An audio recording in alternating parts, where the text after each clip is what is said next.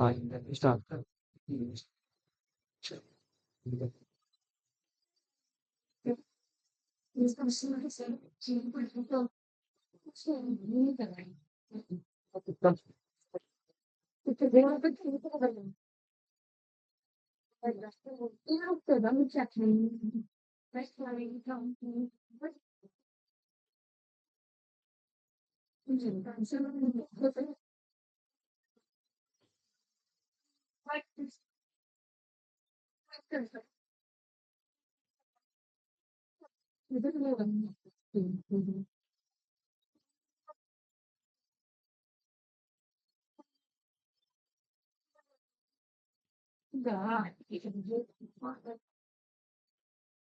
Biotechnology principle and process.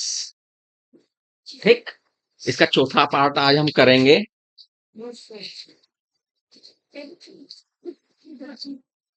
सभी को पता है कि बायोटेक्नोलॉजी क्या होती है। क्या होती है बच्चों बायोटेक्नोलॉजी? और जब मैं बायोटेक्नोलॉजी पूछूं तो आपको कौन सी परिभाषा बतानी होती है? किसके द्वारा दी गई है? यूरोपियन फेडरेशन ऑफ बायोटेक्नोलॉजी के द्वारा जो परिभाषा दी गई है वही आपको बतानी। ईएफबी के द्वारा जो डेफिनेशन दी गई है, ठीक, वही परिभाषा आपको बतानी है और सब बच्चों को याद हो गई होगी वो परिभाषा। कोई ऐसा विद्यार्थी तो नहीं है जिसे याद में हुई हो?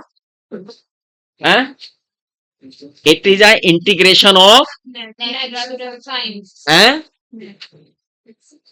It is a integration of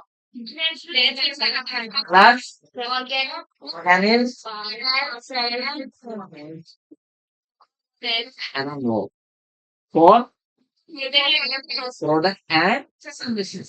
ये डेफिनेशन सबको याद होनी चाहिए। ये तो हुई बायोटेक्नोलॉजी। अब आते हैं प्रिंसिपल पे। बायोटेक्नोलॉजी के कितने कोर प्रिंसिपल हैं? तो कितने कोर प्रिंसिपल हैं बायोटेक्नोलॉजी के? तो कितनों को याद है वो कौन कौन से हैं? पहला है जेनेटिक इंजीनियरिंग और दूसरा क्या है? Bio process engineering. ठीक, जो जेनेटिक इंजीनियरिंग है उसमें हमें क्या बनाना होता है? हमें क्या करते हैं इसमें? जेनेटिक मटेरियल की केमिस्ट्री को चेंज कर देते हैं। और जब जेनेटिक मटेरियल की केमिस्ट्री को चेंज कर देंगे तो नया जीन पैटर्न हमें मिलेगा है? जब नया जीन पैटर्न मिलेगा तो इट मींस हमने उस ऑर्गेनिज्म का क्या चेंज कर दिया? जीनोटाइप। और जब जीन चेंज हो जाते हैं तो जो वो जीन अपीयर कर रहे थे, जो चीज वो शो कर रहे थे, तो उसमें भी परिवर्तन आ जाएगा। इट मींस फिनोटाइप भी बदल जाए। तो जीनोटाइप बदलता है, जीनोटाइप के साथ साथ फिनोटाइप भी बदल जाए। Is that clear? चलिए, ये जेनेटिक इंजीनियरिंग में होता है। बायो प्रोसेस इंजीनियरिंग इसका ही अगला पार्ट है, इसी से जुड़ा हुआ पार्ट है। उसमें हम क्या करते हैं? स्टेराइल। हाँ, क्योंकि हम किसको प्रोड्यूस करना चाहते हैं? डिजायर जीन को ही प्रोड्यूस करना चाहते हैं। तो हम स्टेराइल मीडियम देंगे जिससे कोई और उसमें ऑर्गेनिज्म क्रिएट ना हो जाए। और फिर मल्टीपल कॉपीज उसकी क्या करते हैं? हम प्राप्त करते हैं। ठीक है, ये कैसे संभव है? जब तक कि आपको रिकॉम्बिनेंट डीएनए ना मिले। जब तक आपको रिकॉम्बिनेंट डीएनए ना मिले। रिकॉम्बिनेंट डीएनए की जब हम बात करते हैं तो रिकॉम्बिनेंट डीएनए क्या है? हमारा ऐसा डीएनए जिसमें हमारा डिजायर जीन इन्वॉल्व कर दिया हो, हमने रख दिया। और वो जो डीएनए बनता है उसे हम क्या कहते हैं? Recombinant DNA. क्या कहते हैं? Recombinant DNA. इस रिकॉम्बिनेंट डीएनए को हम कहाँ पहुंचाना चाहते हैं? प्लाज्मिड में। और जब हम प्लाज्मिड में इसे पहुंचाना चाहते हैं, किसके प्लाज्मिड में? रिकॉम्बिनेंट को। रिकॉम्बिनेंट तो बनने के बाद बनता है। डिजायर को हम डालना चाहते हैं प्लाज्मिड में तो बन जाता है हमारा क्या, रिकॉम्बिनेंट डीएनए। रिकॉम्बिनेंट डीएनए को हमें होस्ट में पहुंचाना होता है। तो कैसे पहुंचेगा ये, through a vector, through a vector. Vector के थ्रू पहुंचते, किसके थ्रू पहुंचता है, वेक्टर के थ्रू पहुंचता है।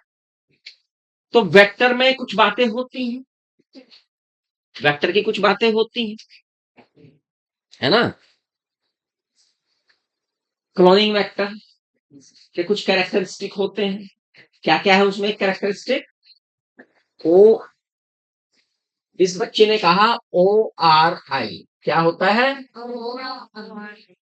कोई बच्चा बताएगा ORI क्या होता है, सब नहीं, हाथ खड़ा करेंगे बस, तो जिससे पता लगे कितने बच्चों को पता है, कितने बच्चों ने याद किया इसके बारे में, और ORI के बारे में। अगर मैं पूछूं ORI क्या होता है तो क्या बताओगे, कितने बच्चे बताएंगे ORI के बारे में, 1 2 3 4, ये 4 बच्चे ही बोल रहे थे, बाकी नहीं बोल रहे। और जबकि मैं इसे कई बार बता चुका हूं बात को कि ORI क्या होता है, भाई ये बात मैं आपको कई बार बता चुका हूं। देखो चौक से हमारे हाथ से बिल्कुल गोल गोला बनता है, इसमें हमें शेप लेने की जरूरत नहीं रहती, क्योंकि यू टू प्रैक्टिस।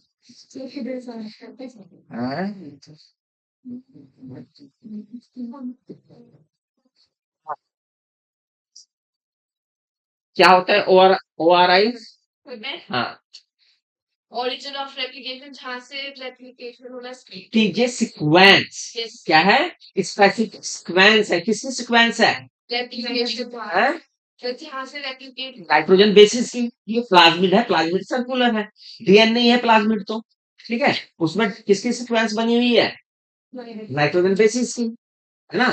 तो it is a specific sequence from where replication start, from where replication start, जहां से रिप्लिकेशन स्टार्ट होता है, वो एक सीक्वेंस है किसमें, प्लाज्मिड में, वेक्टर के प्लाज्मिड में होनी चाहिए। वेक्टर के प्लाज्मिड में हम कह रहे हैं ORI होना चाहिए। ORI क्या है, एक वो सीक्वेंस होनी चाहिए जहां से रिप्लिकेशन क्या हो, स्टार्ट। अगर उसमें रिप्लिकेशन स्टार्ट होने वाली साइट है तो हम अपने रिक्वायर्ड जीन को, एलियन डीएनए को, डिजायर जीन को उस प्लाज्मिड में क्या कर देंगे, जोड़ देंगे। और जब हम उस प्लाज्मिड में जोड़ देते हैं तो चूंकि रिप्लिकेशन स्टार्ट हो चुका है, रिप्लिकेशन के साथ साथ हमारा जो डिजायर जीन है वो भी क्या होता है, रिप्लिकेट होता है, वो भी क्या होता है, रिप्लिकेट होता है। तो ये एक सीक्वेंस है, क्या है, ORI क्या है बच्चे, स्पेसिफिक सीक्वेंस है, ठीक है ना। सीक्वेंस किसकी है, नाइट्रोजन बेसिस की सीक्वेंस है। जैसे आपने देखा था कि रिकॉग्निशन एंजाइम जो है, जो रेस्ट्रिक्शन एंजाइम है, उसे भी एक सीक्वेंस चाहिए, उसे रिकॉग्निशन साइट चाहिए, चाहिए कि नहीं। ऐसे ही रिप्लिकेशन होने के लिए भी क्या चाहिए, सीक्वेंस चाहिए। ये स्पेसिफिक सीक्वेंस होनी चाहिए जो रिप्लिकेशन को क्या करती है, स्टार्ट करती है। रिप्लिकेशन स्टार्ट भी तो होना चाहिए ना, भाई डीएनए की कॉपी बननी भी तो चाहिए, ऐसी कोई जगह भी तो होनी चाहिए यहाँ से शुरू हो कोई चीज। जैसे गाड़ी को लेके जाना है तो गाड़ी में स्टार्टर भी तो होना चाहिए ना जो इसे स्टार्ट करे, ऐसे थोड़ा गाड़ी खड़ी और चलती रहे, एक गाड़ी है ठीक है, इंजन भी ये सब है, लेकिन उसमें स्टार्ट बटन भी तो होना चाहिए क्या नहीं, जहां से वो स्टार्ट हो। तो ऐसे ही डीएनए में एक सीक्वेंस होनी चाहिए जिसे हम ORI कहते हैं, जहां से उसमें रिप्लिकेशन क्या होता है, स्टार्ट, रिप्लिकेशन क्या होता है, स्टार्ट होती है। इसके अलावा और कुछ भी करता है ORI, करता है, आप बैठ जाओ आपका काम हो गया। हाँ, क्या करता है दूसरा काम, ये डिसाइड करता है, ये कंट्रोल करके रखता है कि कितनी नंबर ऑफ कॉपी चाहिए। तो हमें अगर ज्यादा नंबर ऑफ कॉपी चाहिए या जितनी हमें डिजायर चाहिए कॉपी, हमें उसी तरह के ORI वाले प्लाज्मिड को चुनना चाहिए, या वही वैसा ही सीक्वेंस हमें अपने प्लाज्मिड में डालनी चाहिए, ठीक। तो भैया ORI,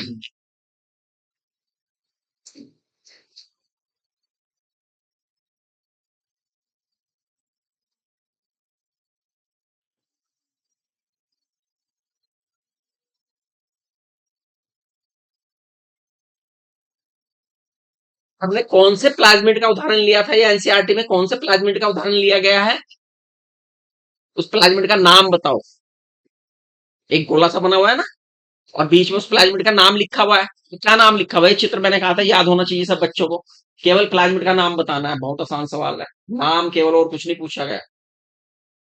कितने बच्चों को नाम याद है? याद इधर क्यों नहीं होते?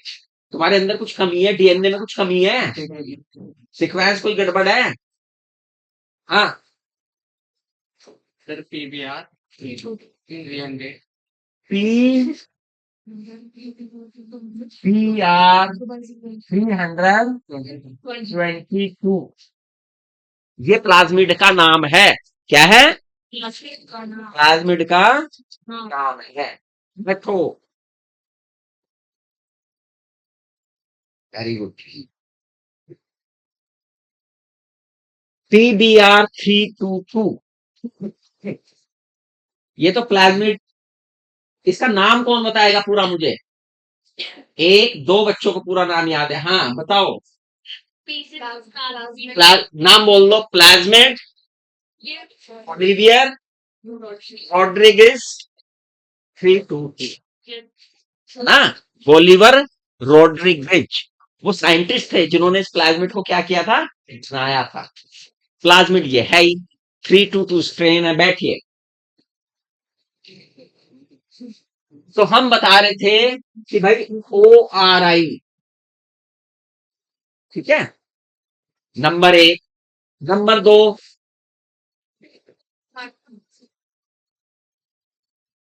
सेलेक्टेबल मार्कर भी आपके वेक्टर में होने चाहिए, उस प्लाज्मिड में होने चाहिए जो आप एज ए वेक्टर इस्तेमाल करेंगे, है ना। सेलेक्टेबल मार्कर्स उसमें होने चाहिए। क्या होने चाहिए बच्चों? सेलेक्टेबल मार्कर होने चाहिए।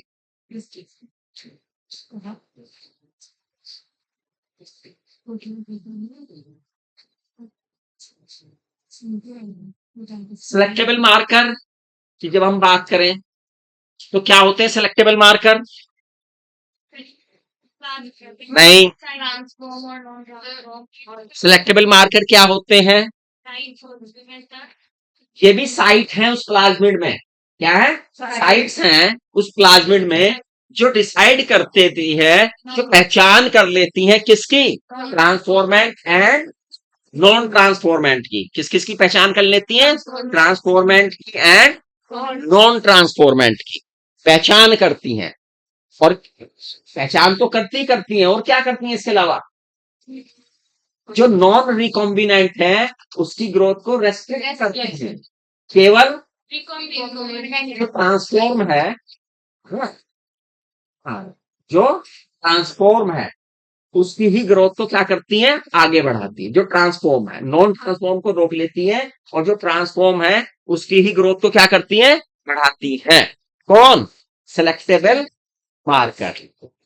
जो हमारा PBr 322 है, ये कुछ एंटीबायोटिक के प्रति क्या है? कौन कौन से? एम्पेसिलिन, टेट्रासाइक्लिन, कैनामाइसिन और क्लोरो है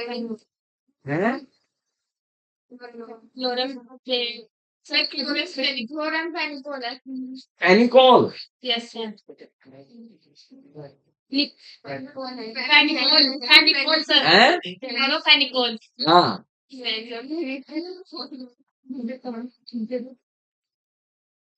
ठीक है भैया। इनके प्रति रेजिस्ट चाहिए। अब सामान्यतः, अच्छा एक बात बताइए, जो हमारा PBr 322 हमने लिया है, इसकी बात हम कर रहे हैं, ये वो आप इस्चीरिया कोलाई की बात कर रहे थे। हमने किसकी बात की थी? इस्चीरिया कोलाई की, ना कि PBr 322 की। जो हमने एंटीबायोटिक रेजिस्टेंस अभी बताए हैं ये वो किसके थे? इस्चीरिया कोलाई, जो हमने प्लाज्मिड में तैयार किया। लेकिन सामान्यतः जो हम प्लाज्मिड होता है ई कोलाई का, वो कौन से एंटीबायोटिक के प्रति रेजिस्टेंस होता है? नॉर्मल किसी के भी। ये लाइन लिखी हुई है एनसीईआरटी में, है ना। जो सामान्यतः क्या होता है? इस्चीरिया कोलाई होता है, वो किसी भी एंटीबायोटिक के प्रति रेजिस्टेंस नहीं होता। वो तो हम प्लाज्मिड में डालते हैं ये चीजें, मार्कर बनाने के लिए, है ना। और पीबीआर 322 कितनी एंटीबायोटिक के लिए रजिस्टर है? दो। कौन कौन सी? Tetracycline and ampicillin. Tetracycline and ampicillin. इसके अलावा तो है ही है, और क्या चीज है भाई? हैं? नहीं, इसके अलावा दो ट्रैक्टर हो गए किसके? वेक्टर के। कितने कैरेक्टर हो गए? कौन कौन से? आरआई और दूसरा सिलेक्टेबल मार्कर।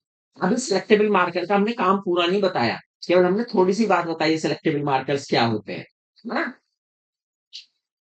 अब टेट्रासाइक्लिन रेजिस्टेंस है ये, TTR लिख देते हैं इसमें, है ना। इसका मतलब क्या है? टेट्रासाइक्लिन, ये साइट जो है टेट्रासाइक्लिन रेजिस्टेंट। लेकिन जो साइट टेट्रासाइक्लिन के लिए रेजिस्टेंस है वो जो एंडोन्यूक्लियस हैं, क्या है बच्चे? एंडो, उनकी भी रिकॉग्निशन साइट है, उनकी भी क्या है? तो क्लोनिंग साइट। तीसरा हम करेक्टर क्या करेंगे भैया? Cloning sites. क्लोनिंग साइट्स वास्तव में आप जानते क्या होती है? प्लाज्मिड में जहां पे एंडोन्यूक्लियस कट लगाएगा, काटता है, वो क्या कहलाती है? क्लोनिंग साइट कहलाती है। भैया एक प्लाज्मिड में कितनी क्लोनिंग साइट होनी चाहिए आदर्श रूप से? एक। कितनी होनी चाहिए? जिससे कि कट क्या लगे? एक ही जगह लगे, क्योंकि जो टुकड़ा है वो वहीं पे जुड़े जहां आप जोड़ना चाहते हैं। अगर क्लोनिंग साइट एक से ज्यादा होंगी तो क्या डिफरेंस आ जाएगा? मामला गड़बड़ हो जाएगा। क्यों हो जाएगा गड़बड़? क्योंकि कई जगह कट लग जाएंगे, कई जगह कट। और आपका जो डिजायर जीन है जिसे आप जोड़ना चाहते हैं पर्टिकुलर स्पेस पे, वहां पे नहीं जुड़ पाएगा क्योंकि कट बहुत सारे हैं। तो सामान्यतः कितना होना चाहिए? एक ही कट होना चाहिए। अब पीबीआर 322 का केस देखते हैं, पीबीआर 322 का केस देखते हैं। इसमें जो टेट्रासाइक्लिन रेजिस्टेंस साइट है वो किसकी है? पैम H1 की भी रेस्ट्रिक्शन साइट है।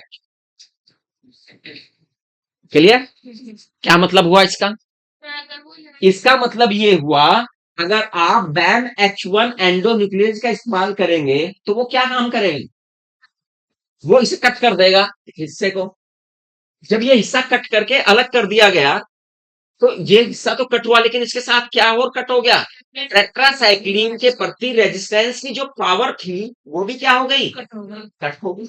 अब वो टेट्रासाइक्लिन के प्रति रेजिस्टेंस आपने अपना जो डिजायर जीन था वो वहां जोड़ दिया, ठीक है, लेकिन अब वो टेट्रासाइक्लिन के प्रति रेजिस्टेंस नहीं रहा। लेकिन आपको तो डिजायर जीन से मतलब है, तो फिर ये टेट्रासाइक्लिन रेजिस्टेंस क्यों डाले गए? एम्पिसिलिन और टेट्रासाइक्लिन क्यों डाले गए इसमें? पहचान करने के लिए। ये क्या करने के लिए? ये पहचान करने के लिए डाले आपने कि भैया उस प्लाज्मिड में आपका डिजायर जीन सही जगह पे जुड़ गया या नहीं जुड़ गया, वो सही स्थान पर जुड़ा है या नहीं जुड़ा है, इसलिए डाले ये। ठीक। अब बच्चे एम्पिसिलिन रेजिस्टेंस है, ये एम्पिसिलिन रेजिस्टेंस है, बाम H1 है, ये क्या है? SAL1, और ये है भैया हिंड थर्ड, बी बड़ा है ना, और ये भी छोटा है। अच्छा, यहाँ पे है CLA1 और यहाँ पर है तो R बड़ा है, R1, और यहाँ पे है फर्स्ट एंड P। ये आपका है, ठीक है। सारे फर्स्ट हैं, सारे फर्स्ट हैं, केवल दो को छोड़कर। एक हिंड थर्ड है, PVU सेकंड है। ठीक है। Yes, sir. Proteus vulgaris second, Proteus vulgaris second यहाँ है और प्रोटियस वल्गेरिस फर्स्ट की साइट यहाँ। Yes, sir. ठीक है, इस चित्र पे सवाल आएंगे पक्का, इसलिए ये सीक्वेंस आपको याद रखनी है, ये है ना, इस चित्र पे प्रश्न आएंगे इसलिए याद रखना है। पूछ सकता है कि साइट को किसी को ब्लैंक कर देगा और बताइए उस एंडोन्यूक्लियस का नाम बताइए जिसके प्रति ये क्या है, रिकॉग्निशन साइट है जिसकी ये। क्लियर है, इसलिए डायग्राम पे सवाल आए। कभी कभी सारा कुछ दे देगा, ये गायब कर देगा कि बताइए कौन सा प्लाज्मिड है, तो आपको प्लाज्मिड पहचानना पड़ेगा कौन सा है ये, है ना। कभी कभी इसका मतलब या इसका मतलब, इसका मतलब, इसका मतलब, इसका मतलब और इसका मतलब और इसका मतलब पूछ सकते हैं, ये जिसमें मैंने टिक किया। और आपको इन सब की फुल फॉर्म पता है, पता है, सबको पता है। सर सबकी नहीं पता, क्यों? लेकिन पता है अभी भी। Origin of replication, restriction of primers, restriction of primers, ये तो होगी। बैम की मैंने क्या बताई थी, ये तो आई, ये तो फुल फॉर्म है आपकी। हाँ, क्या है बताओ। Bolivia road. है बोलीविया, तो ये है, ये बैक्टीरिया है जिससे मिला है, बेसिलस। Bacillus. हाँ, अमाइलोलिक्विफेशियन, अमाइलोलिक्विफेशियन, बेसिलस अमाइलोलिक्विफेशियन, सर आप लिख दो एक। बेसिलस अमाइलो, पर बेसिक शुरू से आता है। सी तो लगा मैंने, बेसिलस अमाइलोलिक्विफेशियन,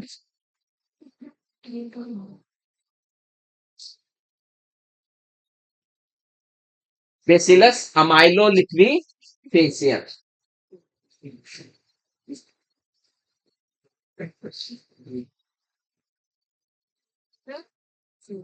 ये आई, ये भी आई, ये बैम H1 का है, H इसका स्ट्रेन है और 1 इसका स्ट्रेन नंबर है।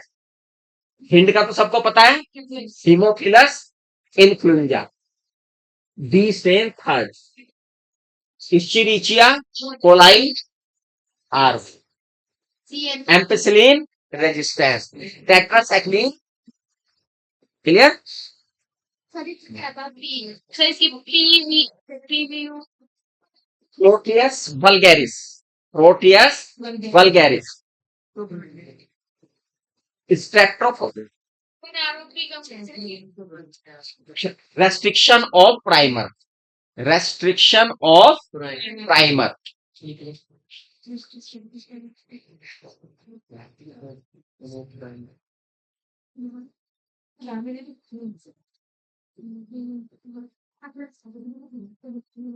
चलिए इस चित्र में ये पूछी जाएगी क्लोनिक साइट। हाँ, अब आ जाते हैं असली बात पे जो हम बात करना चाह रहे थे।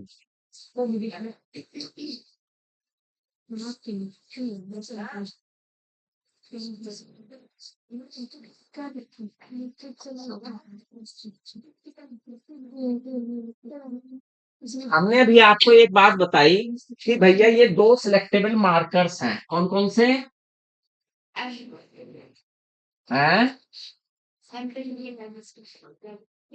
कौन कौन से हैं?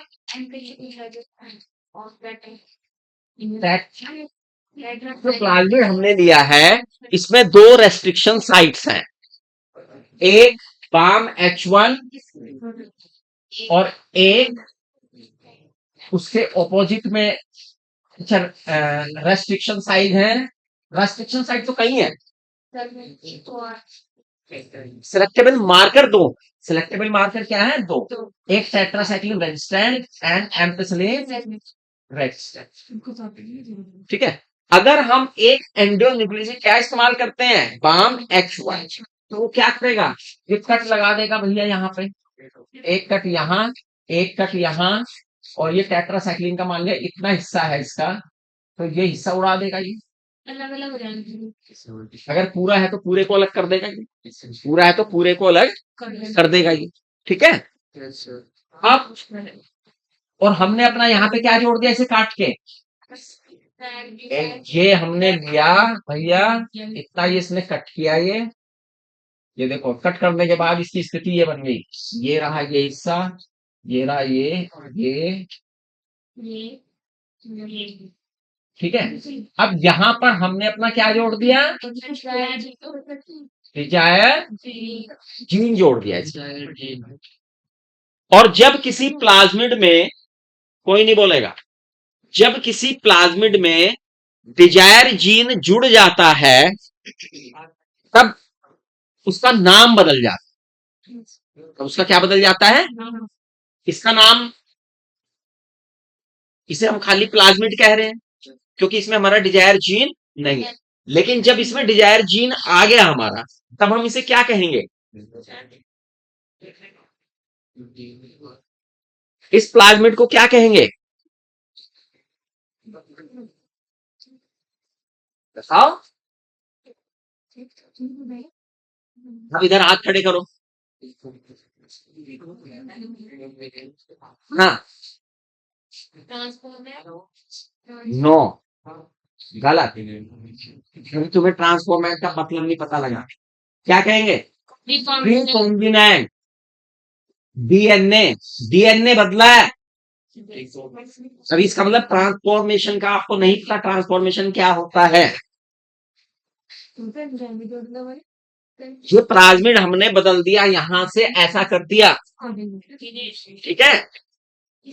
अब इसे हम क्या कहेंगे, रिकॉम्बिनेंट प्लाज्मिड, यार, और ये डीएनए बन जाएगा रिकॉम्बिनेंट डीएनए। आई बात समझ में। अब हमें इस रिकॉम्बिनेंट डीएनए को किसके अंदर पहुंचाना है, होस्ट में, इसे होस्ट में डालना है। बैठ जाओ। और यदि हम इसे सफलतापूर्वक होस्ट में डालने में कामयाब हो गए, सफलतापूर्वक होस्ट में डालने में कामयाब हो गए, तब ये क्या बन जाता है, इस घटना को कहते हैं ट्रांसफॉर्मेशन, और ये बन जाते हैं ट्रांसफॉर्मेंट। ये क्या बन जाते हैं, जिसमें पहुंच जाता है ये, वो ट्रांसफॉर्मेंट है, और जिसमें ये नहीं पहुंचा है वो नॉन ट्रांसफॉर्मेंट। अब ये सारा काम हम ब्लाइंडली कर रहे हैं, हमारे पास तो कुछ सेल्स हैं, उनमें हम क्लोनियों में कर रहे हैं काम, हमें नहीं पता है किसमें पहुंचा है और किसमें नहीं पहुंचा है। तो ये पहचान कैसे हो, ये हम मार्किंग कैसे करें, इसके लिए ही है सेलेक्टेबल मार्कर्स। इसके लिए प्लाज्मिड में क्या लगा दिए गए, सेलेक्टेबल मार्कर। अब बात देखिए, आपने प्लाज्मिड डाला, सुनिए बच्चों बात, आपने अपना डिजायर जीन डाल दिया, ठीक है। अब कुछ प्लाज्मिड में डिजायर जीन पहुंच रहा है और कुछ में नहीं, जिसमें पहुंच रहा है इसमें मैं ये डैश कर रहा हूं, और कुछ में नहीं पहुंच रहा है उन्हें मैं क्या कर रहा हूं, प्लाज्मिड तो पहुंच रहा है लेकिन वो नहीं पहुंच रहा डिजायर जीन वाला, क्योंकि वहां जीन ऑफ इंटरेस्ट जुड़ा ही नहीं था। एक तो वो है, और एक वो है जिसमें प्लाज्मिड बिल्कुल भी नहीं पहुंचा, ठीक है। एक वो है जिनमें ये प्लाज्मिड बिल्कुल भी नहीं पहुंचा, यानी जिनमें ट्रांसफॉर्म हुआ ही नहीं। तो जिनमें ट्रांसफॉर्म नहीं हुआ उन्हें हम क्या कहेंगे, तो ये जो नमूना है ये कैसा है बच्चे, नॉन ट्रांसफॉर्म। समझ में आ गई अब बात आपको। और ये नमूना बी है और ये नमूना सी है। बी कैसा है, ट्रांसफॉर्म है नॉन ट्रांसफॉर्म है, ट्रांसफॉर्म है। बी क्या है, ट्रांसफॉर्म है, क्योंकि ट्रांसफॉर्मर प्लाज्मिड का पहुंचना ट्रांसफॉर्मेशन, नॉन ट्रांसफॉर्मर प्लाज्मिड का पहुंचना, तो सेलेक्टेबल या डिजायर जीन का पहुंचना कॉम्बिनेंट रिकॉम्बिनेंट। क्लियर। अब ये ट्रांसफॉर्म है क्योंकि इसमें तो प्लाज्मिड पहुंच गया। अब इसमें प्लाज्मिड पहुंचा कि नहीं पहुंचा? पहुंच गया। प्लाज्मिड तो ये पूरा गोला है।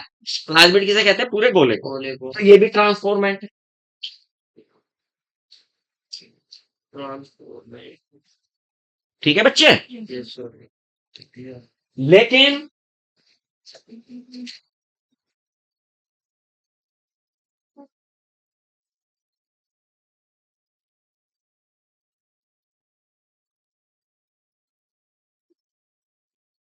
जिसमें डीएनए या आपका डिजायर जीन जुड़ जाए वो क्या है? Recombinant recombinant. तो ये कैसा है? Transformation recombinant. रिकॉम्बिनेंट है। और ये नॉन रिकॉम्बिनेंट नॉन रिकॉम्बिनेंट।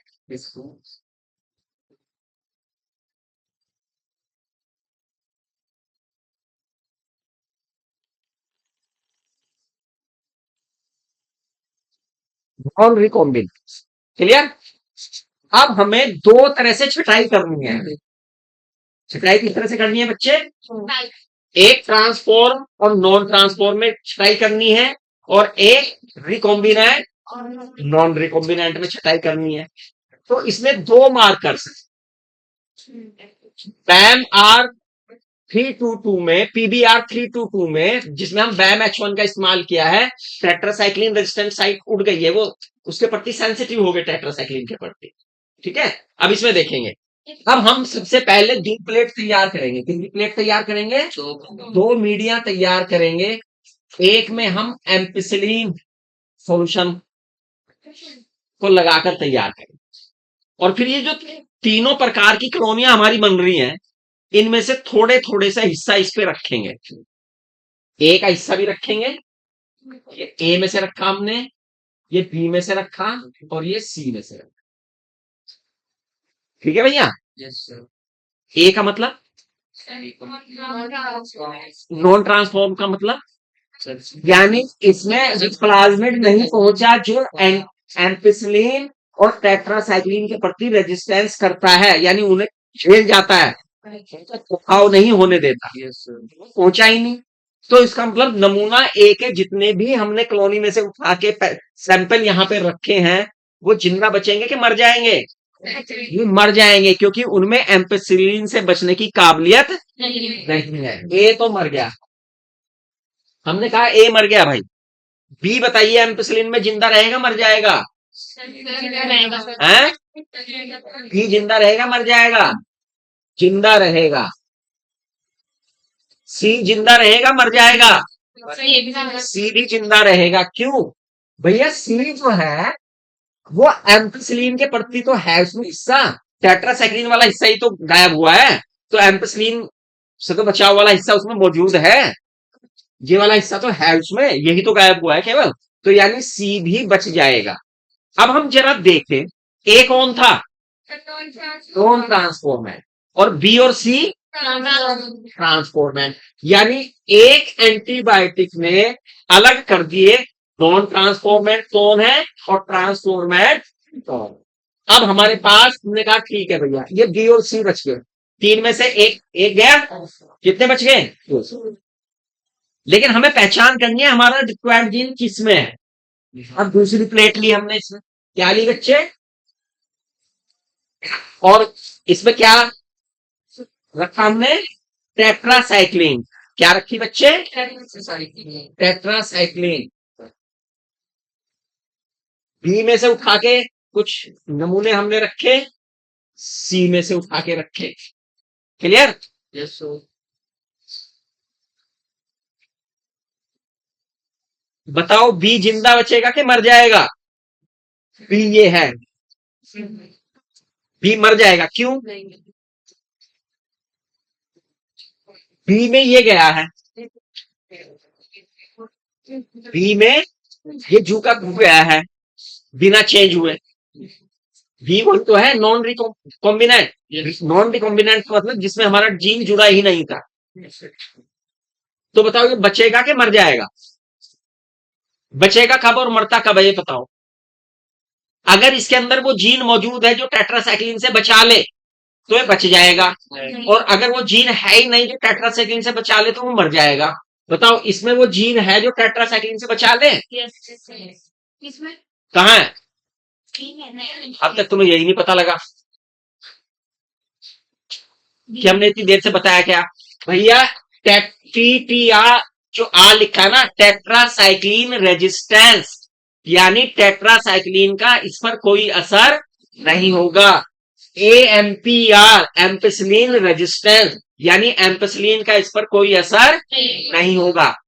अगर जब तक हम इतने हिस्से को काट ना दें और उसकी जगह कोई और जीन थोप ना दें। तो बताओ बी में वो जीन छुपा हुआ है कि नहीं हुआ? ये बदल जाएगा। क्यों बच जाएगा? रेजिस्टेंस है, टेट्रासाइक्लिन रेजिस्टेंस जीन इसमें है, इस कारण से ये जीन क्या होगा? बी बच जाएगा। और सी क्यों? सी में चूंकि टेट्रासाइक्लिन रेजिस्टेंस जीन नहीं हो तो हमने काट के अलग से। अब हमें ये बताओ विद ड्यू रिस्पेक्ट कि हमें चाहिए कौन सा था? बी चाहिए था कि सी चाहिए था? हमें चाहिए था सी। तो हमें पता लग गया भैया ये जो सी कॉलोनी है ना, यही रिकॉम्बिनेंट डीएनए वाली कॉलोनी है, इसे ही डेवलप करना है। इसका नमूना यहाँ पे फेल हो गया, इसलिए हमें पहचान हो गई रिकॉम्बिनेंट कौन है और नॉन रिकॉम्बिनेंट कौन है। और ये किसके कारण से हुई? टेट्रासाइक्लिन। और ट्रांसफॉर्मेंट और नॉन ट्रांसफॉर्मेंट कौन है, इसकी पहचान किसके कारण हुई थी? एम्पिसिलिन। यानी एक एंटीबायोटिक हमें ये बता रही है कि ट्रांसफॉर्मेंट और नॉन ट्रांसफॉर्मेंट के बीच में, और एक बता रही है रिकॉम्बिनेंट एंड नॉन रिकॉम्बिनेंट। अब पता लग गया सिलेक्टेबल मार्कर का मतलब क्यों है सिलेक्टेबल मार्कर। अब इससे आगे अब पहचाना यार, ये ना दो दो प्लेट तैयार करो, है ना? है ना? दो दो प्लेट तैयार करो और दो दो प्लेट को तैयार करके फिर एक्सपेरिमेंट करो, नमूने सब में रखो। एक तो लेंथी प्रोसेस है और एक थोड़ा सा कॉम्प्लिकेटेड हो जाता है, बार बार यही करते रहो। तो कोई ऐसा प्रोसेस होना चाहिए एक ही एक्सपेरिमेंट से हमें पता लग जाए, तो क्योंकि असली पहचान तो हमें इसकी करनी है, कौन रिकॉम्बिनेंट है और कौन।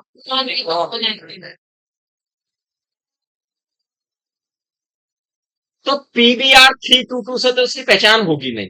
क्योंकि क्यों नहीं होगी? क्योंकि ये तो टेट्रासाइक्लिन रेजिस्टेंस और एम्पिसिलिन रेजिस्टेंस है। तो हमें क्या बदलना पड़ेगा? हमें अपना प्लाज्मिड चेंज करना पड़ेगा, कोई दूसरा प्लाज्मिड लेना पड़ेगा। प्लाज्मिड क्या करना पड़ेगा? अल्टरनेट प्लाज्मिड लेना पड़ेगा, कोई दूसरा प्लाज्मिड लेना पड़ेगा। तो भैया ये काम करने के लिए हम एक नया प्लाज्मिड ले लेते हैं। क्या ले लेते हैं? नया प्लाज्मिड ले लेते हैं। वैसे तो नाम बताया था मैंने, किसी बच्चों को याद है उस प्लाज्मिड का नाम है? नहीं, प्लाज्मिड का नाम है पी से शुरू होगा, PCU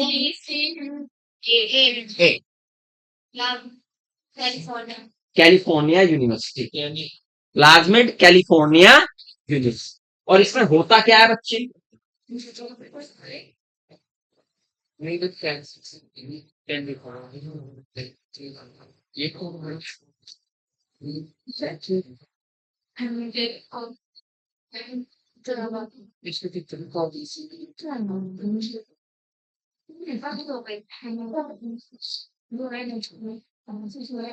ये क्या सी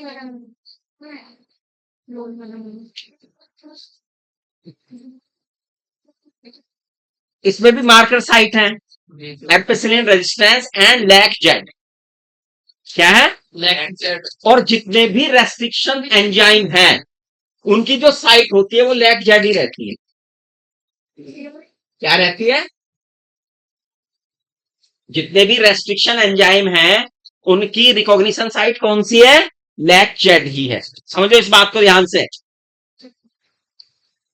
अगर हम एक ही बारी में ये तय करना चाहते हैं कि भाई हमें पता लग जाए कौन सा हमारा सैंपल रिकॉम्बिनेंट का है और कौन सा सैंपल नॉन रिकॉम्बिनेंट का है, तो हम एक अल्टरनेट प्लाज्मिड, एक चेंज प्लाज्मिड PCU8 का इस्तेमाल करते हैं। इसमें एक एम्पिसिलिन रेजिस्टेंस साइट है और एक लैक जेड साइट है। ठीक है। और जितने भी एंडोन्यूक्लियोजेज हैं, आपने देखा बैम में तो फैले हुए थे, लेकिन इसमें सारे के सारे कौन सी साइट में हैं? लैक जेड साइट पे काम करते हैं, है ना। और इसी साइट पे बच्चों, इसी साइट पे एक एंजाइम तैयार होता है। अब नाम सुन लो ध्यान से, इधर उधर बातें कर रहे हो। इसी साइट पे एक एंजाइम तैयार होता है जिसे कहते हैं beta galactosidase. Beta galactosidase enzyme, यहीं पर beta galactosidase, galactosidase.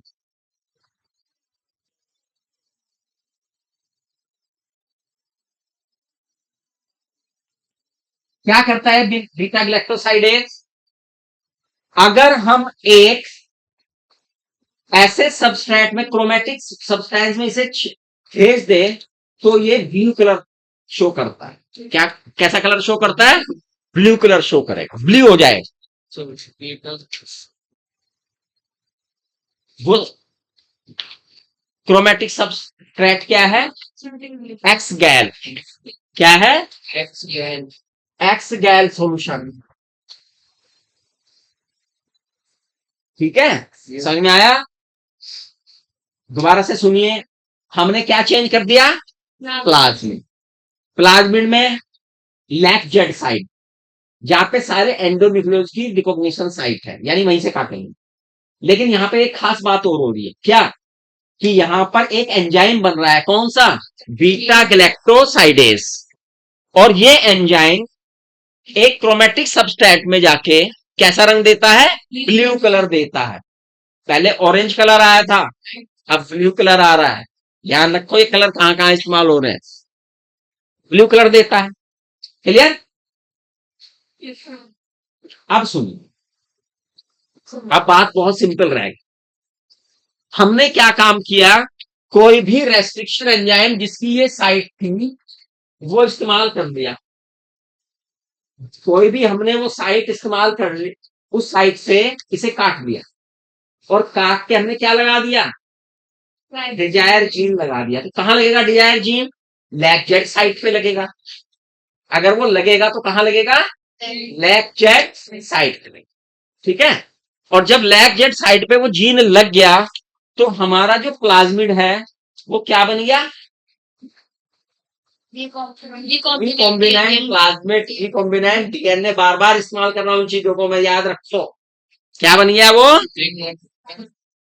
Recombinant DNA या रिकॉम्बिनेंट प्लाज्मिड बन गया। ठीक है। अब हमने क्या काम किया? अब हमने क्रोमेटिक क्या ले लिया? सबस्ट्रेट, यानी एक्स जेल में ने रख दिया नमूना को। ये एक्स जेल का नमूना है और इसके अंदर हमने नमूनों को रखा प्लाज्मिड। ये वो प्लाज्मिड के नमूने हैं, बहुत सारे होंगे।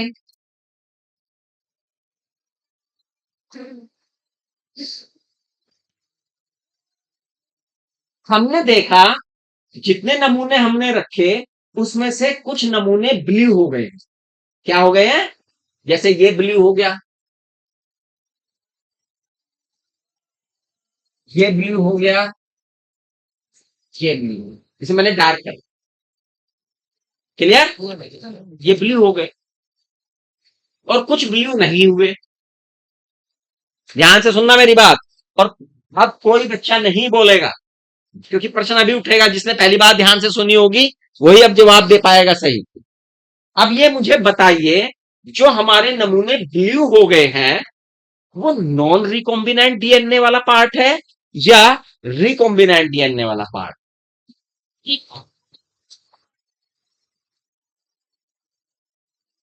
कितने बच्चों को पता लगा? एक, दो, तीन। हाँ, तुम बताओ। रिकॉम्बिनेंट डीएनए वाला पार्ट आपके अनुसार ये वो पार्ट है जो रिकॉम्बिनेंट आरडीएनए वाले हैं। चलिए अभी देखते हैं, इधर इधर वालों की बात सुनते हैं। ये कैसे हैं? ये नॉन रिकॉम्बिनेंट डीएनए है। क्यों? क्योंकि ध्यान से सुनो, पहले मैंने क्या कहा था, पहली बात ध्यान से सुन लेना।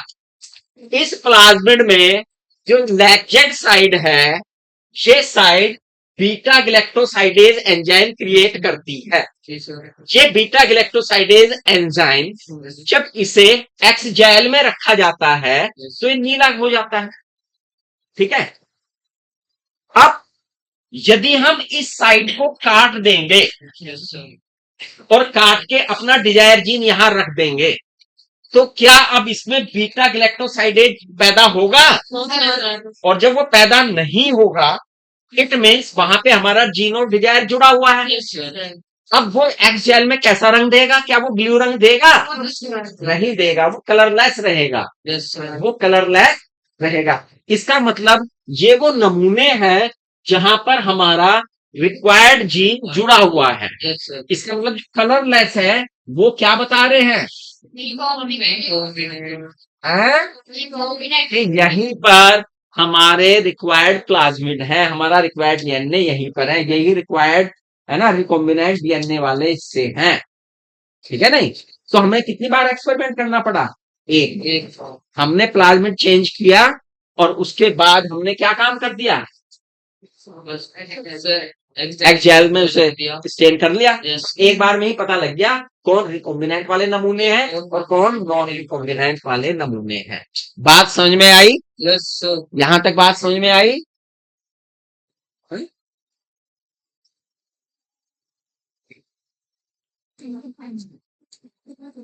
अब जो वेक्टर ऑफ क्लोनिंग जीन, हमने अब तक बैक्टीरिया के अंदर इसे पहुंचा रहे हैं, लेकिन हम इसे एनिमल और प्लांट सेल में भी पहुंचाना चाहते हैं। क्या किस में पहुंचाना चाहते हैं?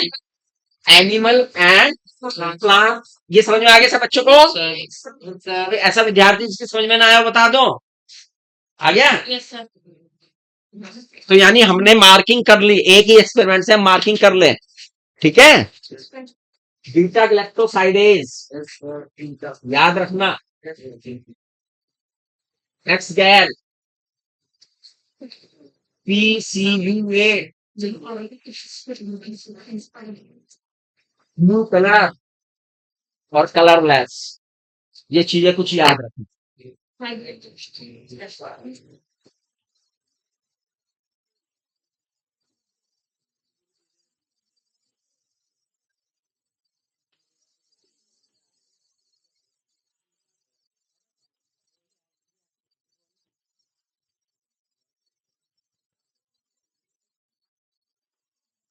एनिमल और प्लांट्स में भी क्या करना चाहते हैं?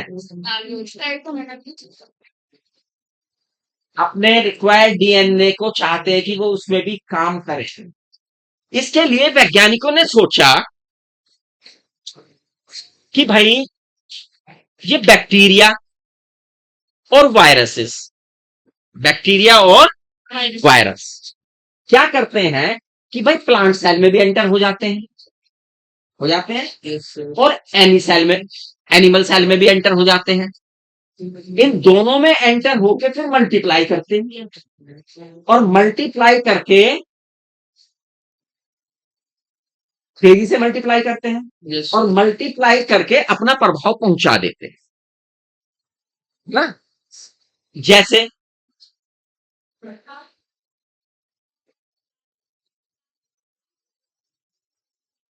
एक बैक्टीरिया है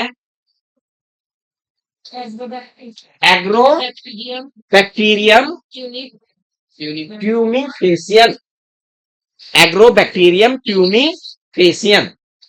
एग्रोबैक्टीरियम ट्यूमीफेसियन एक ऐसा बैक्टीरिया है जो बेटा डाइकोट प्लांट्स Yes. का पैथोजन है। किसका पैथोजन है? Yes. डाइकोट प्लांट्स का।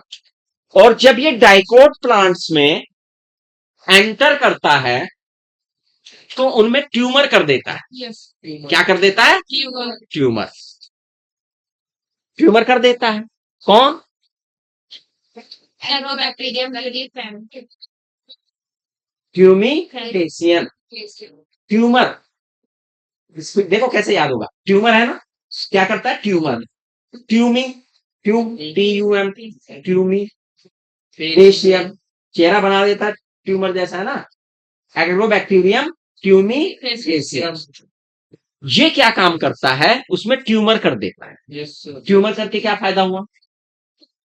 Sir, ट्यूमर करने के बाद उस ट्यूमर सेल से वो केमिकल्स प्रोड्यूस करवा लेता है जिसकी उसे जरूरत है।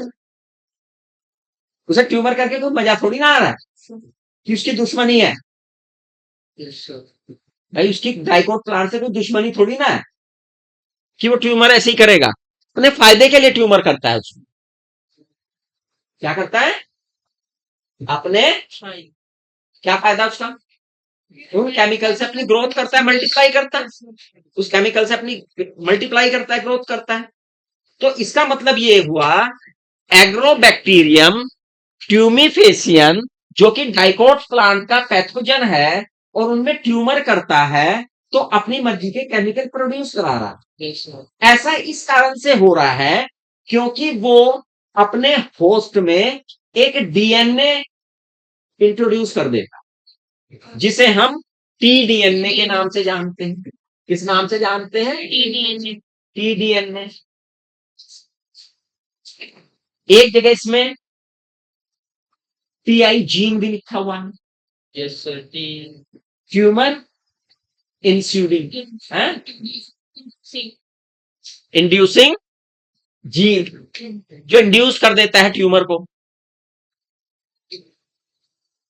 ठीक, तो यानी पूरा प्लाज्मिड जिम्मेदार नहीं है। कौन जिम्मेदार है? जितने हिस्से में टीआई है या टीडीएनए है। ठीक, इसी प्रकार से यदि हम एनिमल्स में देखें, किस में देखें? एनिमल में एक वायरस है, वायरसेस हैं, एक श्रेणी है वायरस की जिन्हें क्या कहते हैं? रिट्रोवायरस। क्या कहते हैं? Yes, sir. कितने बच्चों को पता है रिट्रोवायरस क्या होते हैं?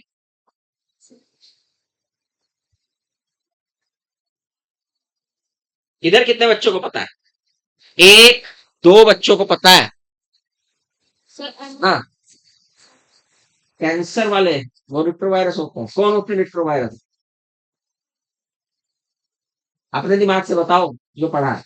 इधर उधर की मत सुनो ना, देखो रिवर्स कर देते हैं। हाँ, रिट्रोवायरस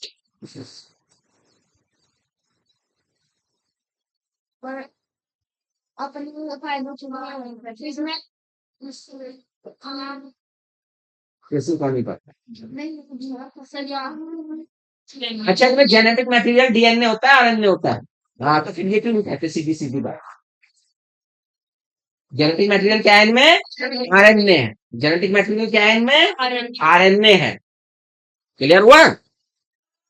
इनमें जेनेटिक मटेरियल आरएनए होता है और ये एनिमल सेल को घुस जाते हैं, एनिमल सेल के अंदर, और उससे क्या कर देते हैं? कैंसरस बना देते हैं। क्या बना देते हैं? क्या इनका पूरा डीएनए कैंसर प्रोड्यूस करता है? नो, कुछ हिस्सा है जो कैंसर को प्रोड्यूस करता है। अब साइंटिस्ट ने सोचा, क्योंकि हमने इतना अध्ययन कर लिया, इतना जान गए हम कि भाई ये प्लांट्स के अंदर, यूकैरियोट सेल के अंदर एंटर कर रहे हैं दोनों के जरिए और वहां से काम ले रहे हैं, तो क्यों ना इनकी हेल्प ली जाए। बस करना ये है कि जो इनका हानिकारक वाला हिस्सा है, जो रोग फैलाता है, उसे हटा दो। उस प्लाज्मिड में से इसे हटा के और क्या जोड़ दो उसमें? अपना डिजायर जीन जोड़ दो। यानी उन्हें डिसआर्म्ड कर दो, उनका हथियार ले लो उससे। जिस वेपन आप देखा हो ना, जब पुलिस किसी को सरेंडर कराती है तो सबसे पहले क्या करती है, उसके वेपन को सरेंडर कराती है कि भाई इसका डिसआर्म करो। सबसे पहले तो सबसे पहला काम है इसे डिसआर्म करो, इससे वेपन लो। जब वो वेपन ले लेते हैं तो वो फिर आप अपने मर्जी की चीज उससे कराते हैं कि बैठ जा, खड़ा हो जा, ये कर ले, वो कर ले, निहत्था हो गया वो। ऐसे ही साइंटिस्ट ने यहाँ पे किया कि भैया इन्हें डिसआर्म करो पहले तो, इसका टीआई वाला जीन निकालो इसमें से बाहर, इसका कैंसर वाला जीन निकालो इसमें से बाहर, और क्या जोड़ दो, और फिर इन्हें छोड़ दो, ये अपने आप घुसेंगे अंदर और मल्टीप्लाई करेंगे। होस्ट में जाएंगे और वहां क्या करेंगे, मल्टीप्लाई। और जब मल्टीप्लाई करेंगे तो जो हमारे डिजायर जीन की कॉपियां हैं वो क्या हो जाएंगी, तैयार हो जाएंगी। क्या हो जाएंगी, तैयार हो जाएंगी ना, तैयार हो जाएंगी। इसे क्या कहते हैं कि एनिमल्स के लिए वेक्टर तैयार करना, एनिमल्स के लिए और प्लांट्स के लिए, जो यूकैरियोट्स हैं उसके लिए वेक्टर तैयार करना। क्लियर, यहां तक बात समझ में आ गई? सब बच्चों को बात समझ में आई यहां तक या नहीं आई है? कि यूकैरियोटिक सेल के लिए किस प्रकार से वैज्ञानिक जो है वायरस और बैक्टीरिया का इस्तेमाल कर रहे हैं, जो पैथोजन है, जो क्या है, जो बीमारियां फैलाते हैं, उनमें से बीमारी फैलाने वाले जीन की पहले पहचान करते हैं, उसे फिर हटाते हैं काट कर और अपना डिजायर जीन उसमें चिपकाते हैं, और फिर उसे कहते हैं चल अब अंदर हो जा, होस्ट के अंदर हो जाए, है ना। यहां तक बात समझ में आ गई? अब आपको यहां तक ये बात समझ में आ गई होगी कि भाई वेक्टर को हमें किस प्रकार से तैयार कर रहे हैं। अब हमारे वेक्टर तैयार हैं प्रोकैरियोट सेल में एंटर करने के लिए भी और यूकैरियोट, लेकिन किसमें जाएंगे वो, होस्ट में। अब उन्हें कहां जाना है, होस्ट में।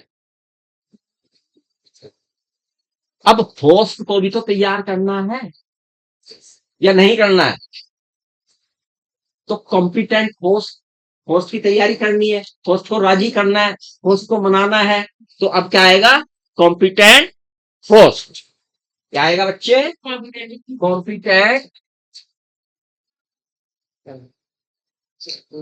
होस्ट, होस्ट को तैयार करना है। होस्ट में कौन डालना है हमें, प्लाज्मिड। क्या ट्रांसफर करना है, प्लाज्मिड बोले तो डीएनए, प्लाज्मिड बोले तो कैसा डीएनए, रिकॉम्बिनेंट डीएनए। कैसा डीएनए, रिकॉम्बिनेंट डीएनए हमें कहां डालना है, होस्ट की बॉडी के अंदर डालना है। क्या होस्ट उस डीएनए को वेलकम करेगा कि आ जाओ, हैं, वेलकम करेगा क्या, वेलकम नहीं करेगा। क्यों नहीं करेगा वह,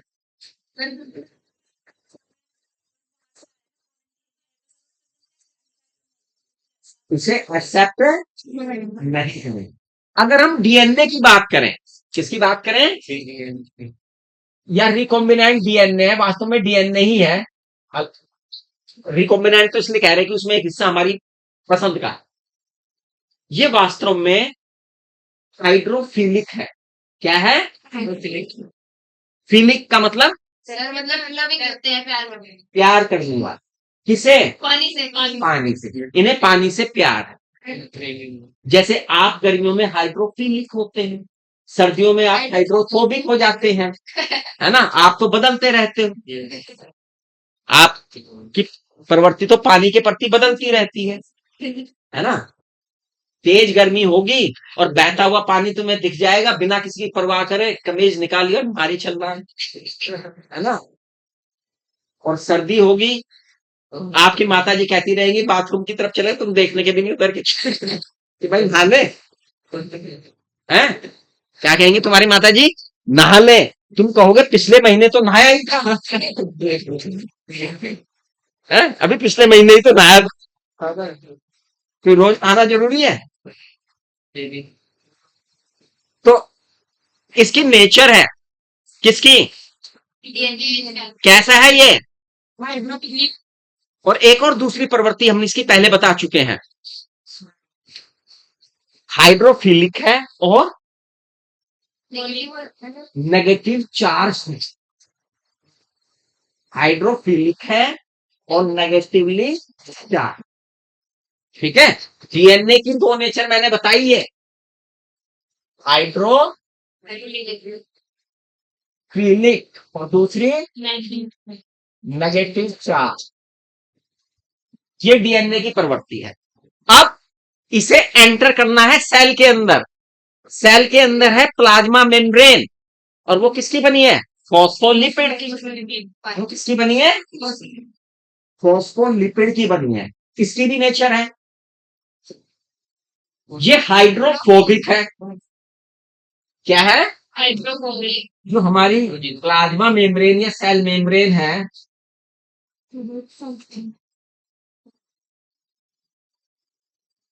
वो क्या है, हाइड्रोफोबिक है और नेगेटिवली चार्ज। ठीक है, एक पानी से प्यार करने वाला, एक पानी से नफरत करने वाला, दोनों सेम चार्ज का मिलन होगा, क्योंकि सेम चार्ज जुड़ जाए, नहीं हो पा रहा है, एंटर नहीं हो पाएगा। कैसे? लिपिड, लिपिड है उसमें, ऑयल है, ऑयल हाइड्रोफोबिक होते हैं। ठीक है, क्लियर। अब हमें ऐसा चाहिए कुछ चीज जो इनके नेगेटिव चार्ज का कुछ बंदोबस्त कर सके, इनके नेगेटिव चार्ज का कोई बंदोबस्त कर सके, है ना। अब ऐसी चीज चाहिए, तो ऐसी चीज जब हम देखते हैं, एक स्पेसिफिक कंसंट्रेशन का हम कैल्शियम साल्ट लेते हैं, जो डाइवेलेंट कैटायन देता है। क्या देता है, डाइवेलेंट है और कैटायन देता है। तो हम कैल्शियम साल्ट चुन लेते हैं, जैसे कैल्शियम क्लोराइड CaCl2, क्या है, CaCl2। तो क्या दे रहा है, कैल्शियम आयन देगा। क्या देगा बच्चे, कैल्शियम आयन देगा। हमें क्या काम करना है, सर जो हमारा उद्देश्य क्या है, होस्ट क्या बनाना है, कॉम्पिटेंट बनाना है, कि भाई इस जो हमारा रिक्वायर्ड जीन है, ये वाला प्लाज्मिड है, इसे प्राप्त कर। तो हमें क्या करना पड़ रहा है, इसे कॉम्पिटेंट बनाने के लिए पहला एफर्ट हमने क्या काम किया, एक डाइवेलेंट क्या लिया, कैटायन। दो तरह के आयन देखे ना आपने, कौन कौन से, कैटायन एंड, कैटायन के ऊपर कैसा चार्ज होता है, और एनायन के ऊपर कैथोड इलेक्ट्रोड कैसा होता है। हाँ, ये ध्यान रख लेना बच्चों, कैथोड नेगेटिव चार्ज होता है और एनोड, हाँ, और कैटायन एनायन वहां पे उल्टे हो गए। क्लियर, बच्चे इसमें कंफ्यूज हो जाते हैं, इसे नहीं होना है। तो ये क्या काम करेगा, ये क्या काम करेगा, एक लिंक बना देगा भैया, उसे भी न्यूट्रलाइज करेगा, उसे भी न्यूट्रलाइज करेगा, दोनों को, और एक लिंक बना देगा डीएनए और प्लाज्मा मेम्ब्रेन के बीच में, उन्हें लिंक्ड कर देगा। क्या कर देगा, लेकिन अभी अंदर घुसने की अभी बात नहीं हुई, अभी लिंक्ड किया उसने, है ना, न्यूट्रलाइज किया, अभी तो डीएनए को अंदर प्रवेश करना है।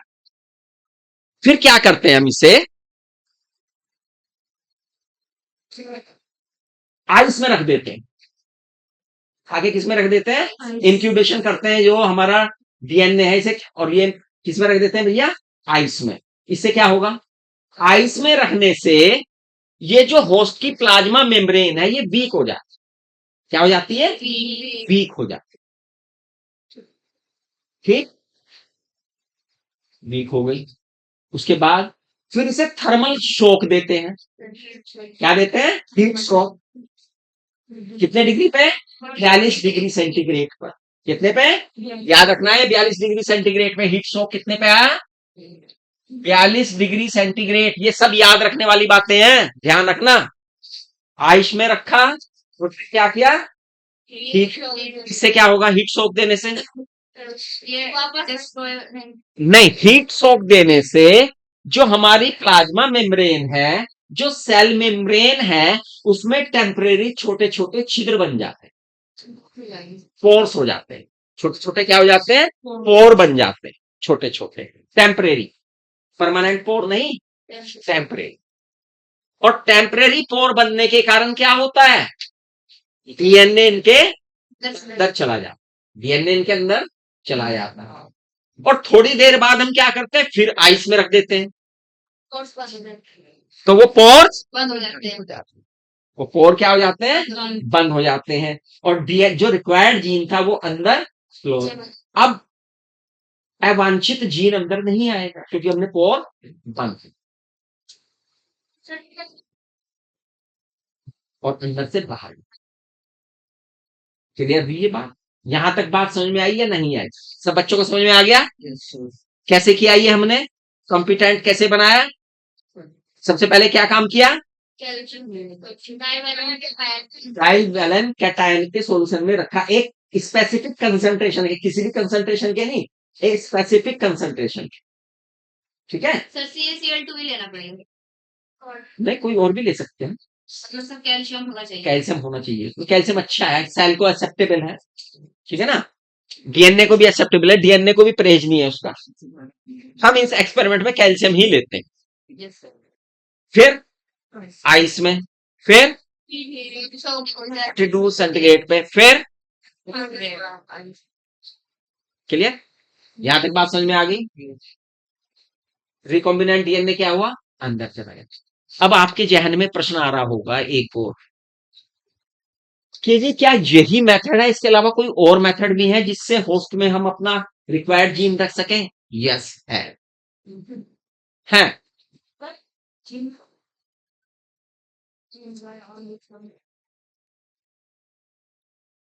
एक है माइक्रो इंजेक्शन मेथड, क्या है, माइक्रो इंजेक्शन,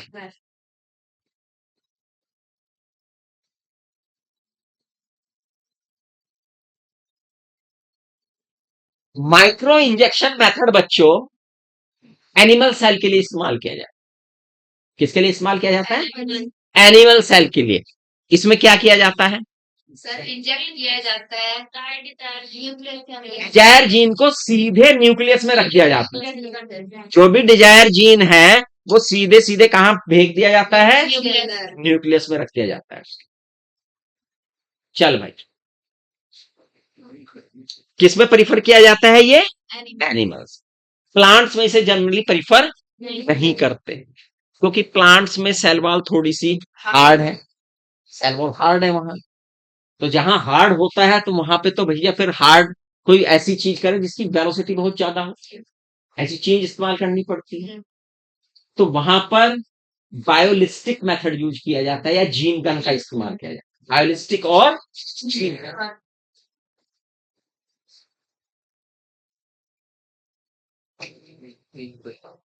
क्या है भैया ये मेथड, बहुत छोटे छोटे से माइक्रो पार्टिकल्स होते हैं बच्चे, किस चीज के, या तो गोल्ड के होंगे या टंगस्टन के होंगे, गोल्ड के होंगे या माइक्रो पार्टिकल्स कौन सी मेटल के हो सकते हैं, गोल्ड और टंगस्टन, गोल्ड का AU यस सर, है ना, टंगस्टन का सिंबल कितने बच्चों को याद है,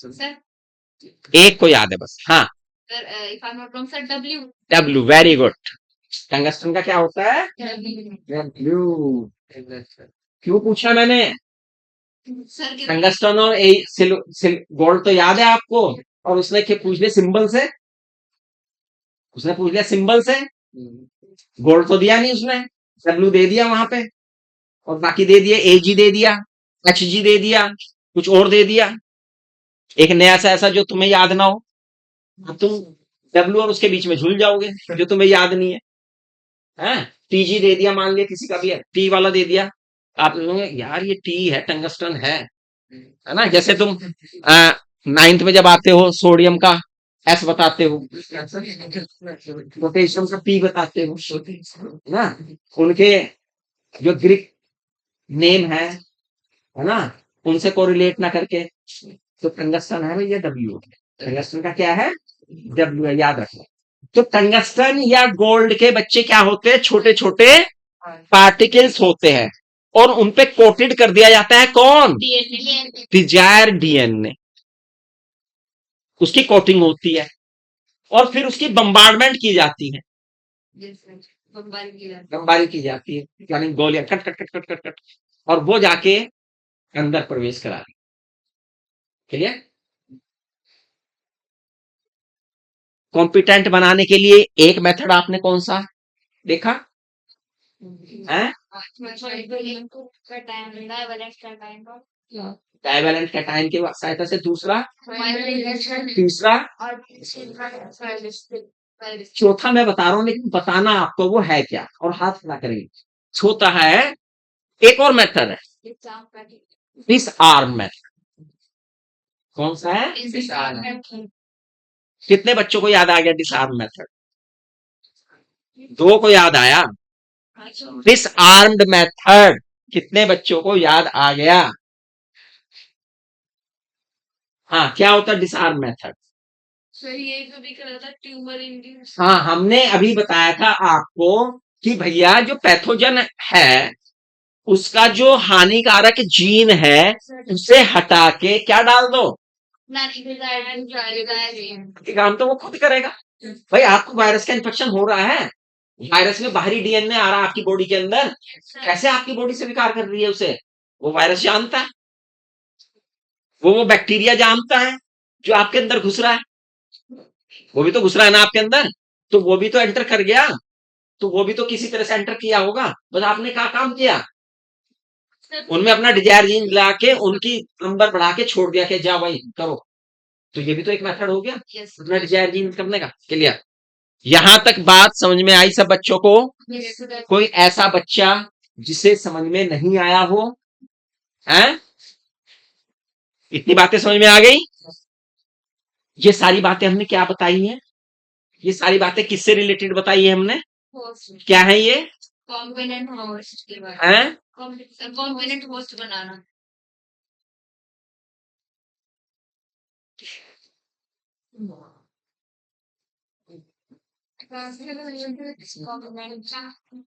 ये सारी बातें हमने जो अब तक बताई हैं ये हैं टूल्स ऑफ रिकॉम्बिनेंट, क्या है, टूल्स ऑफ रिकॉम्बिनेंट डीएनए। इसमें सबसे पहले हमने क्या बताया,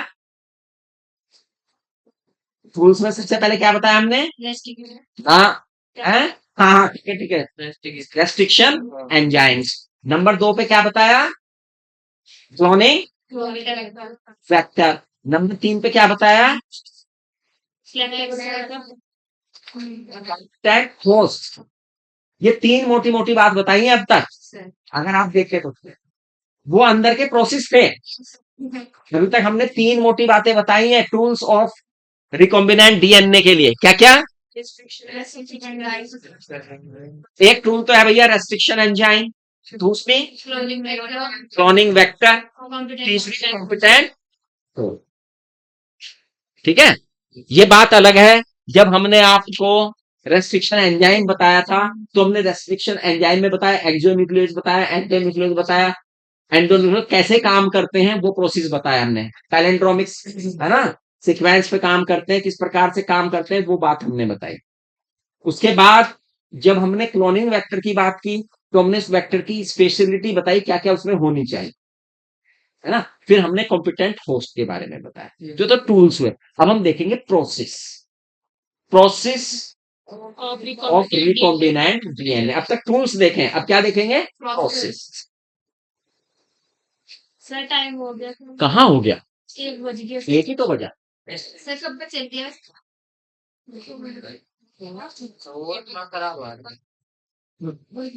टाइम देख के पढ़ते हैं ना, मुझे लगता है ये बच्चे पढ़ने नहीं आते, ये केवल टाइम पास करने आते हैं कि किस तरह से 1 बजे और चलें। सर आज तो बोला आ जाना, शादी वादी में जाना क्या, कहीं दावत तो नहीं है, थी दावत गई, जी हाँ, भेज दिया कॉफी। वेरी गुड, बहुत। तेरे घर वाले तेरे से ज्यादा समझदार है। यस सर, बहुत।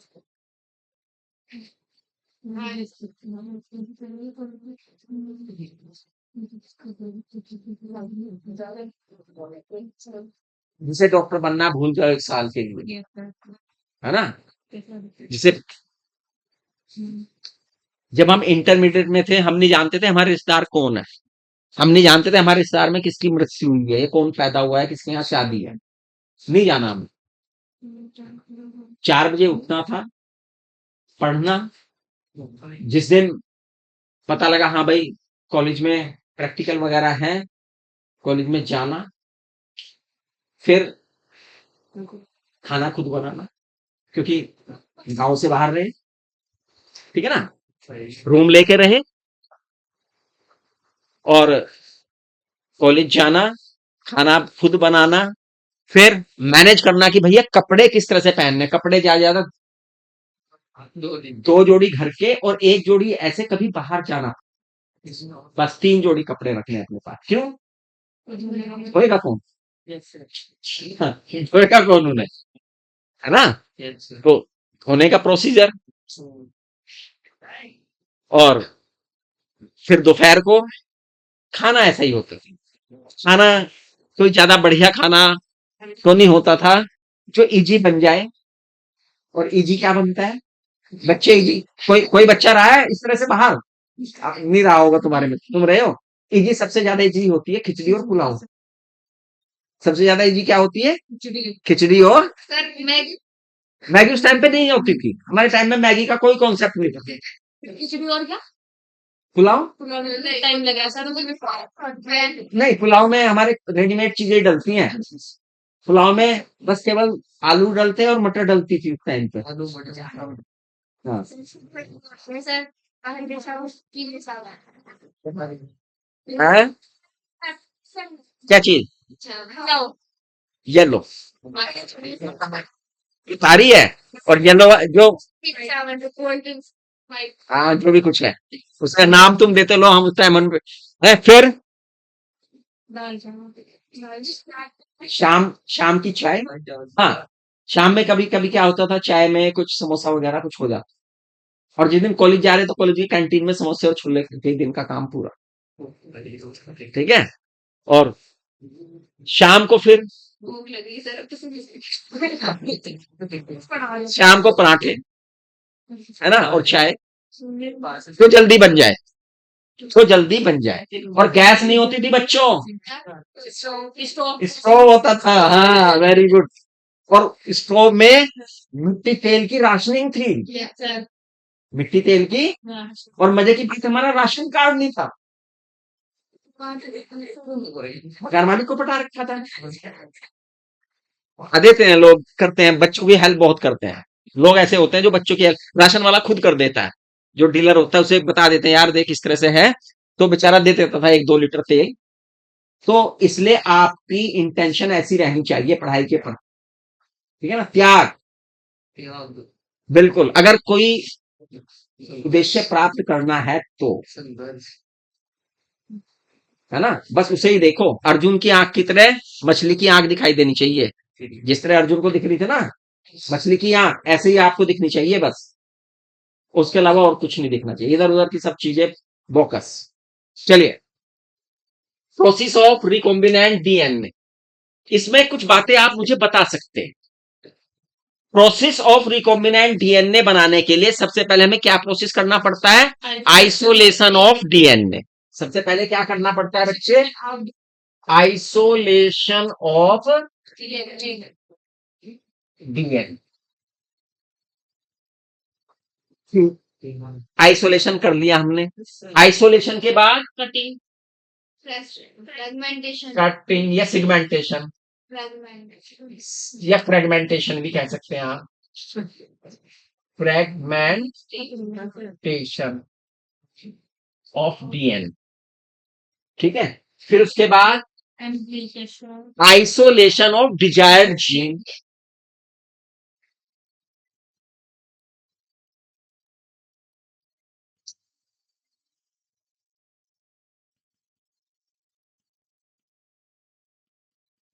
आइसोलेट कर लिया हमने, उसके बाद क्या करें? एम्प्लीफिकेशन ऑफ द हाँ, है आइसोलेशन के बाद एम्प्लीफिकेशन देखो एक टर्म आ जाता है एम्प्लीफिकेशन, यस सर एक टर्म आएगी एम्प्लीफिकेशन जो इसमें नहीं दी लेकिन वो करेगा, यस सर है ना? तो हमें इनके नंबर बढ़ाने हैं, जो हमारा डिजायर डीएनए उसके भी नंबर बढ़ा लो। एम्प्लीफिकेशन, एम्प्लीफिकेशन, सो इसमें पीसीआर भी तो होगा ना एम्प्लीफिकेशन में ही तो आता है पीसीआर।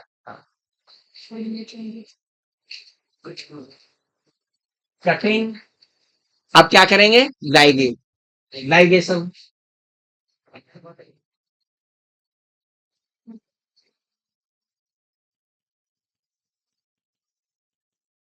लाइगेशन के बाद ट्रांसफॉर्मेशन,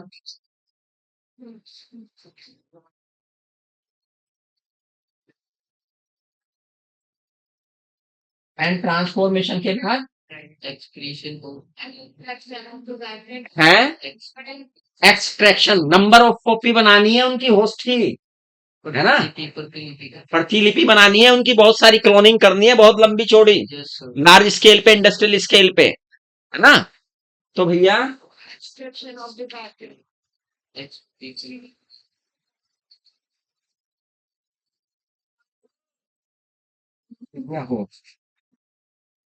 ये सारे काम हमें करने हैं, तो है डाउन स्ट्रीम हाँ, processing down stream processes, yes sir down stream processing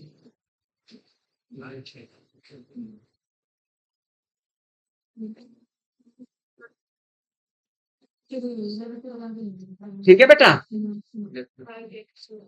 ये पार्ट कर दिए गए इसके, ये काम हमें करने हैं। इनमें से सही तरीके से आप देखे जाए तो बहुत सी चीजें सीख चुके हैं आप, इनमें बहुत सी चीजें सीख चुके हैं, लेकिन चूंकि प्रोसेस में है तो सबसे पहले क्या आता है? Isolation of isolation of DNA DNA, isolate करना। यस डीएनए को क्या करना बच्चे? Isolate. आइसोलेट करना। कहां से आइसोलेट करना है डीएनए? सेल के अंदर से। कहां से करना है? सेल के अंदर से निकालना है डीएनए को। डीएनए सेल के अंदर पड़ा हुआ है और हमें चाहिए डीएनए, लेकिन सेल के अंदर तो बहुत माल मसाला है। क्या क्या है सेल में? सबसे पहले तो सेल वॉल या सेल मेम्ब्रेन है सेल उसकी, मेम्ब्रेन है ना? फिर न्यूक्लियस है अंदर, न्यूक्लियस के अंदर फिर उसके डीएनए के साथ प्रोटीन भी जुड़े हुए हैं, प्रोटीन डीएनए आरएनए तो कई चीजें हैं भैया। अब सेल वॉल भी अलग अलग ऑर्गेनिज्म में अलग अलग की बनी हुई है। बैक्टीरिया के केस में आपको एंजाइम इस्तेमाल करना पड़ेगा, लाइसोजाइम। क्या करना पड़ेगा? लाइसोजाइम, जो उसकी सेल वॉल को क्या कर सके? भेद सके, ब्रेक कर सके, तोड़ सके, तभी तो आप अंदर का माल बाहर आएगा। सेलुलेज लेना पड़ेगा प्लांट सेल के लिए, काइटिनेज लेना पड़ेगा है फंजीसाइड के लिए, फंगस के लिए, है ना? अब आरएनए भी काटना है तो क्या लेना पड़ेगा? RNase, ribonuclease. क्या प्रोटीन एंजाइम में जनरली एज रहता है, एंजाइम में जनरली एज रहता है, जो काटने पीटने वाले रहते हैं ये, ना? डीएनए एक्सट्रैक्शन हाँ, अच्छा, डीएनए एज भी लेना पड़ेगा क्या? क्यों ले लेंगे?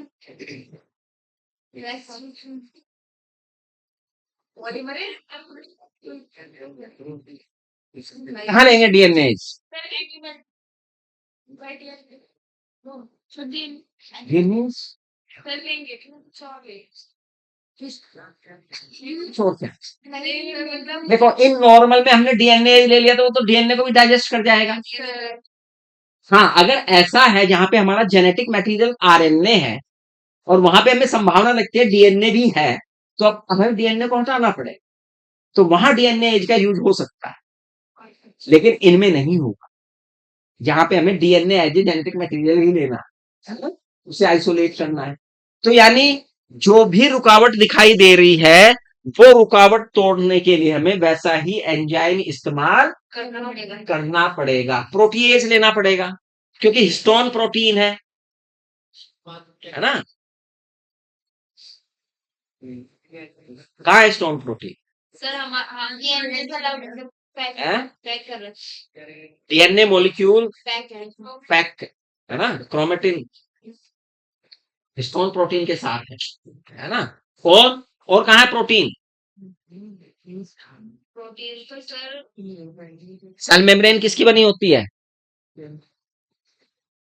फास्फोलिपिड की। तो लिपिडेज भी लेना पड़ेगा, तो लिपिड को घोल है ना। यानी हर तरह का एंजाइम हमें लेना पड़ेगा, तब हमें डीएनए के पास तक पहुंचेंगे। लेकिन अभी भी डीएनए क्या है? बिखरा हुआ। पहुंच गए डीएनए के पास हम सबको घोल घाल के, लेकिन अभी भी डीएनए क्या है? बिखरा पड़ा है। इसे हमें एक जगह लाना है, तो क्या करें? चिल्ड इथेनॉल एथेनॉल डाल। क्या डाल दें? चिल्ड इथेनॉल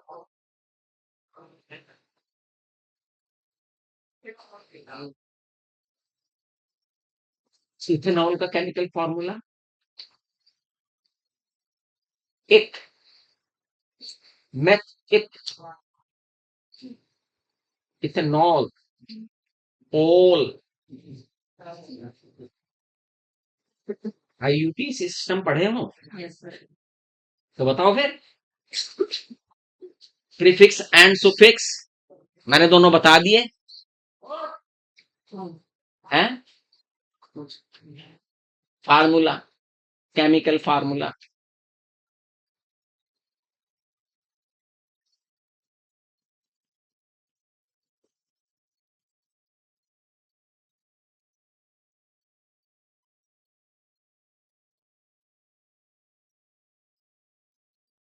लिख दिया मैंने। अब बताओ, इतना हिंट तो दे दिया मैंने। CnH2n plus 1 OH